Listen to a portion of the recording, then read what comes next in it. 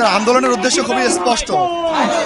24-এর গণবিপ্লবে সারা বাংলাদেশের মানুষ রক্ত দিয়েছে, কিন্তু প্রাপ্তির ক্ষেত্রে উত্তরবঙ্গ ব্যতীত বাকিরা সবাই পাচ্ছে, কিন্তু উত্তরবঙ্গের মানুষ এখন পর্যন্ত আমরা কোনো উপদেষ্টা পাইনি। এটা আমাদের প্রাণের দাবি এবং এটা যৌক্তিক দাবি, এটা ন্যায্য দাবি। আমাদের উত্তরবঙ্গে উপদেষ্টা লাগবে।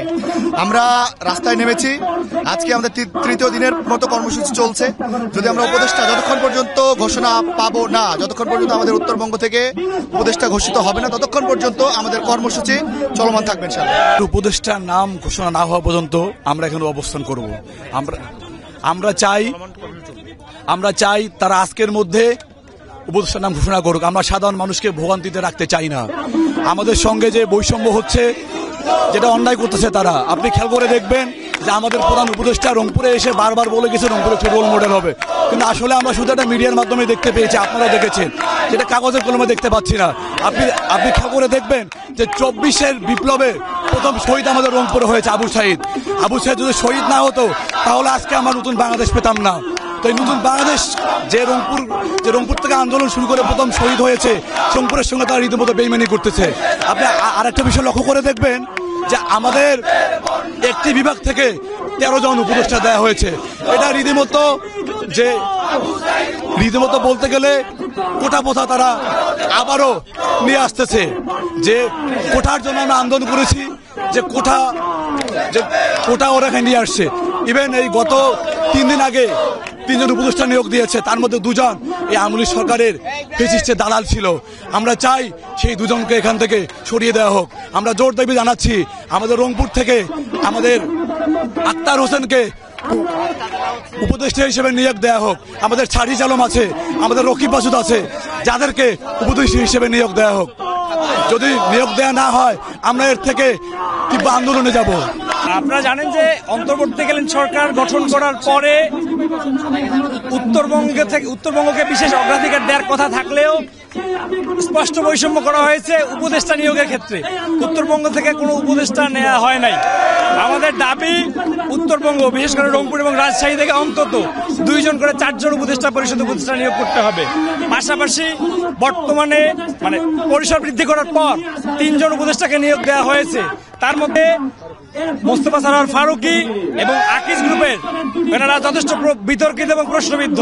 তাদের কর্মসূচি নিয়ে, তাদের কর্মকাণ্ড নিয়ে আমরা ইতিমধ্যে জনরোষের মধ্যে পড়ে গেছি। জনগণের কাছে দেওয়ার মতো উত্তর কোনো আমাদের আসলে নাই। আমরাও চাই না এই ধরনের প্রশ্নবিদ্ধ মানুষকে, কিন্তু তাদেরকে নিয়োগ দেওয়া হয়েছে। অবিলম্বে তাদেরকে অবসান করতে হবে এবং আমাদের যে প্রাণের দাবি উত্তরবঙ্গকে এগিয়ে নিতে, উত্তরবঙ্গের মানুষের কথা বলতে অগ্রাধিকার ভিত্তিতে উত্তরবঙ্গ থেকে অন্ততপক্ষে 2 জন করে 4 জন উপদেষ্টা নিয়োগ দিতে হবে। আপনারা দেখেছেন এবং আমরা জানি প্রতি বছর উত্তরবঙ্গের মানুষের সাথে যে বৈষম্য করা হয়, সেই বৈষম্য 24 জুলাইয়ের বিপ্লবের পরেও করা হয়েছে। আমরা এখান থেকে দাবি জানাতে চাই আমাদের রংপুরে অন্তত 5 জন উপদেষ্টা দিতে হবে এবং রংপুরের কৃতি সন্তান এই আন্দোলনের অন্যতম স্পিরিট ধারণ করেছে আক্তার হোসেন, আমরা তাকে উপদেষ্টা হিসেবে চাচ্ছি। এর পাশাপাশি আরো 4 জন আমরা রংপুর থেকে উপদেষ্টা হিসেবে চাচ্ছি এবং এটা যদি না দেওয়া হয় তাহলে রংপুরের মানুষ এবং উত্তরবঙ্গের ছাত্র জনতা এই আন্দোলন চলমান রাখবে। আমাদের আন্দোলন আপনারা জানেন, উত্তরবঙ্গের 2টি বিভাগ। আমাদের ফেসিবাদের পতনের পর যে উপদেষ্টা মন্ডলী গঠন হয়েছে সেখানে আমাদের একজনকেও স্থান দেওয়া হয়নি। এটা চরম বৈষম্য। কিন্তু এই আন্দোলনে সব থেকে বড় ভূমিকা রেখেছিল আক্তার হোসেন ডাকসুর সাবেক সভা সম্পাদক এবং সার্জিজ আলম, যার বাসা পঞ্চগড়। কিন্তু এদেরকে বঞ্চিত করা হয়েছে।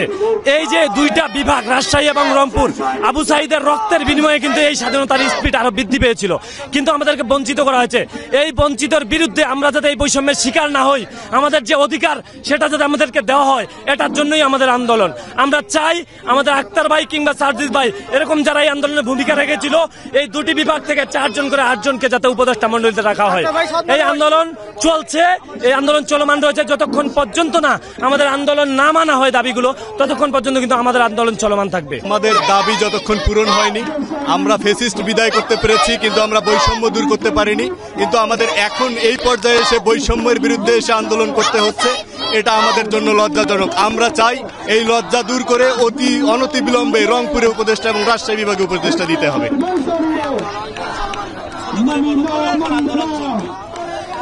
আমরা এটা 3 দিন থেকে আমরা রাজপথে আন্দোলন করে যাচ্ছি।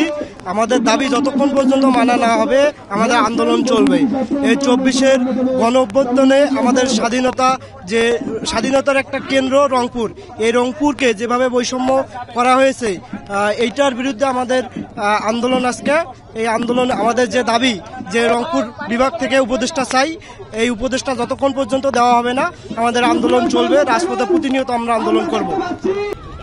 রংপুর বিভাগের তাদের দীর্ঘদিনের দাবি ছিল বৈষম্য বিরোধী যে ছাত্র জনতা, যে রংপুরে একজন উপদেষ্টা নিয়োগ করা, সেটা একাধিকও হতে পারে। কারণ রংপুরের জনমানুষের সার্বিক দিক বিবেচনা করে যাতে রংপুর বৈষম্যের শিকার না হয়, এই জন্য তারা চাচ্ছে যে রংপুরে একজন উপদেষ্টা বা অধিক উপদেষ্টা নেওয়া হোক, যাতে করে আমরা আমাদের এলাকার যে সুষম স্বাধীনতার কথা বলছি, সুষম অধিকারের কথা বলছে তারা, এটা ফিরে আসবে। এটাই তাদের দাবি। অনতি বিলম্বে তাদের এই দাবি পূরণের জন্য তারা যথাযথ কর্তৃপক্ষকে এই বিষয়টি অবহিত করেছে। এই জন্যই তারা কিছুক্ষণ এখানে দাঁড়িয়েছিল।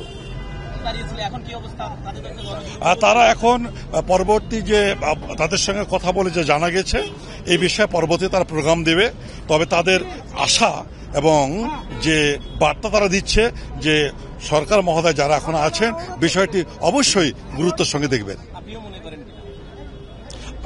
আমি ব্যক্তিগতভাবে তো মনে করি, আমি তো একজন নাগরিক হিসেবে তো আমি চাবই যে আমার উত্তরাঞ্চলের বৈষম্যের শিকার যেন না হয়।